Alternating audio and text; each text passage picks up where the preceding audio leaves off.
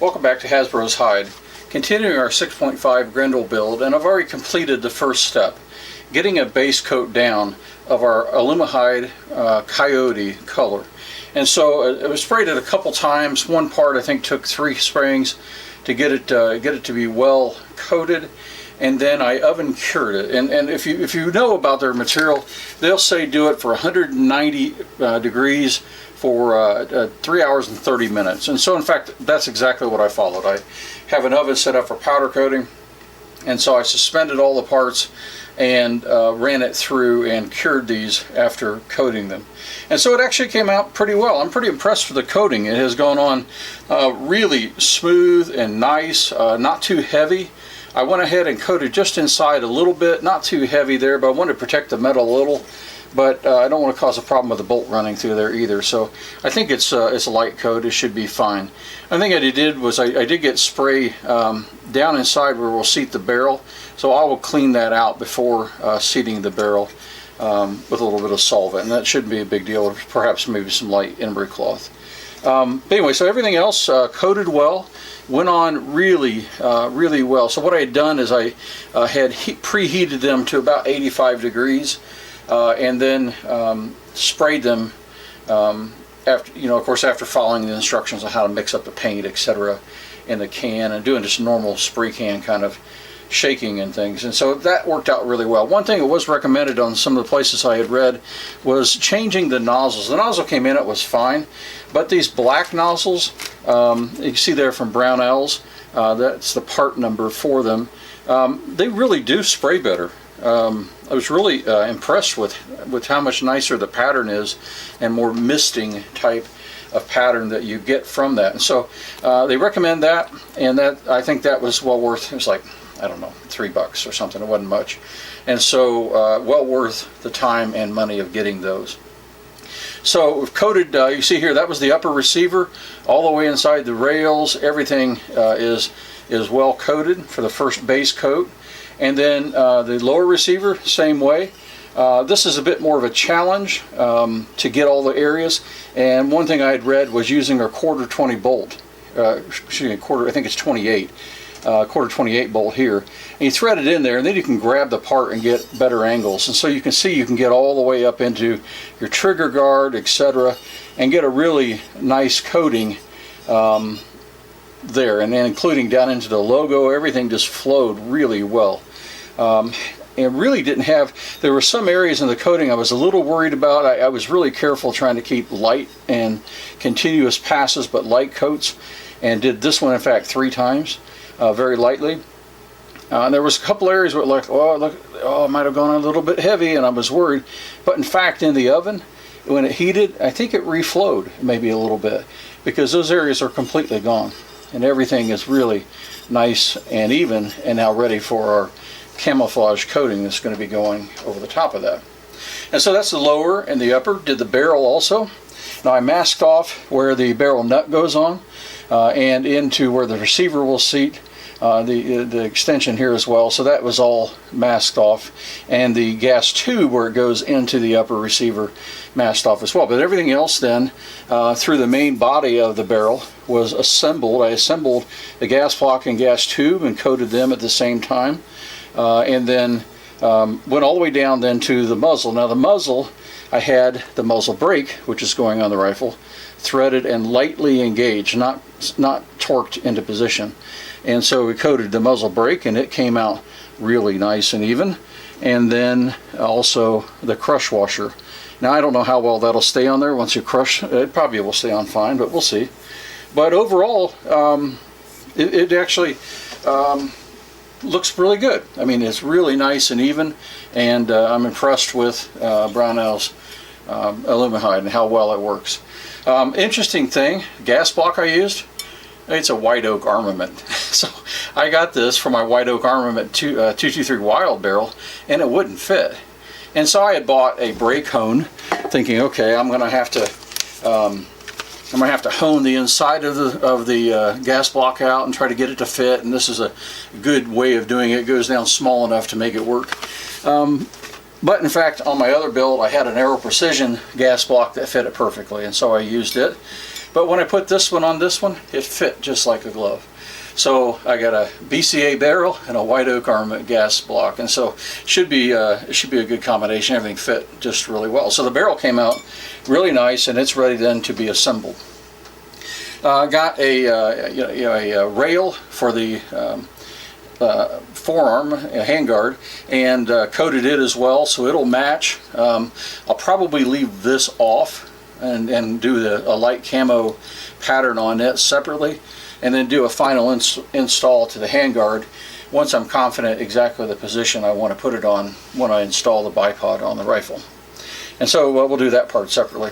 The barrel nut, I went ahead and coated the outside of it, kept it out of the inside of the threads for the most part, and so should be no issues then with it. And so you won't be able to see it noticeably through the handguard, and so that's good. The scope rings I plan on using, we'll see. These may be a little bit low. We'll see. I have a pepper mount on one of my other rifles, and then I have a vortex mount, more typical one-piece mounts for ARs. But I had these, and I thought, if I'm going to paint one and see how it works, I'm going to paint these first. And so I have these on already on a 308 F-class rifle that I shoot, and they work really well. And so we'll see. Hopefully, it all fit height-wise with the scope, and we'll see how that goes, and hopefully it does well. So the other thing I went ahead and did was I took our magazines and went ahead, these Elander magazines, and went ahead and coated them. Got a little bit of an overspray in the follower here. It shouldn't be a big deal, but if it is, I'll clean it out of there. But overall then, they coated just perfectly. And so, and I actually put those in the oven too. Since it was only up to 190, the plastic should be good to that range. And this seems to be, I would guess this is a nylon material, which can sustain quite a bit higher temperatures than that. So anyway, hopefully it'll all be good, and I don't have to learn a lesson the hard way on that one. So the coatings went on really good. The one thing I did have an issue with, and that was using, I have some, my grandfather years ago used to build kite winders for a man named Ansel Toney. And Ansel Toney, if you don't know him, is a really famous kite builder in the eastern part of Indiana. And he'd build kites. In fact, he built one large enough, they had his son tow him up on a rope behind a tractor, and he flew on the kite. Just a cool thing. But because of that, and when my grandfather was still alive, he gave me some kite string because he made the winders. Well, this is really useful, nylon threaded or nylon wound string, and so I used it. Well, problem is when it heats in the oven, it kind of touched the part just a little bit and took some paint off with it. And so this is going to get another camouflage coat. And I may just put the pattern across there. If I decide not to, then I'll touch this up, run it back through the oven, and just make sure it's as it should be and not a distraction to the build. But the handguard came out, I think, really, with that exception, really, really well. All the way through the rails, it just coated nicely, both sides and the bottom. It just came out really, really nice. So now we'll go on and we'll start the build. I probably won't show every step of that build in the next videos, but we'll start putting the components together, and then once the gun is put together, then we'll start with the camouflage patterns. And so I have some stencils that I've gotten in, and then I have this material, which I had mentioned in the last video. It's called gutter guard. And I think this will be good by the looks of it, and I'll do some test patterns first. It looks like this will be a really nice, real sort of snake skin looking pattern. Well, the nice thing is it's a thermoplastic as well.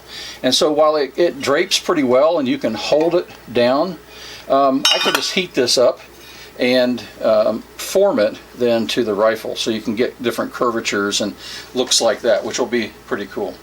So we'll try that, and hopefully that'll come out well. I'll do a couple test sprays and just make sure it looks good. But gutter guard, just a cheap plastic gutter cover, I think will give about the right size I was looking for and the right effect. So when we go to the next stages then, Since everything is now cured in the oven, I don't have to worry about touching it or it being damaged anyway from touching. I have my hands clean and make sure I don't get oils onto them when I go to the next stage. But then we'll get into the different camo patterns. So the next color to go on is the desert tan, and then the last color to go on will be the earth brown.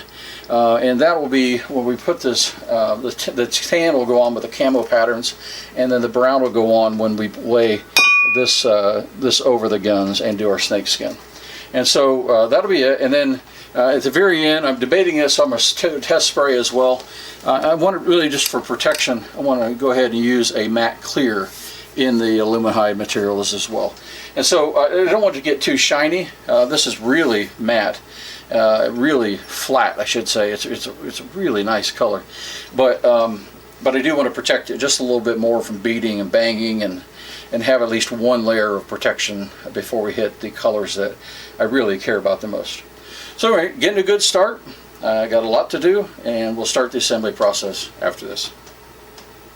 One other thing I forgot to mention was, why are these earplugs sitting on the bench? Well, the reason they're sitting on the bench, and I saw this from another YouTube user, was to protect your muzzle. So you can shove them into the muzzle, into the barrel when you're painting to protect it. And if you notice, I have nothing on this muzzle, this target crown, or into the barrel itself at all. So what I did was I, of course, had this muzzle brake threaded onto the barrel, but then I fed these one by one, and 3 of them all the way to where they were covering completely the crown, and then also the entrance to the barrel, or exit from the barrel. And then they also then kept paint from getting on the inside where the bullet would be flying by, and keep everything as it's designed, nice and clean path for the bullet to go through. So I just thought I'd mention that real quick. This is a good, really good tip to do. Just simple earplugs shoved into the end of the barrel and the muzzle brake to protect from getting coating anywhere near that.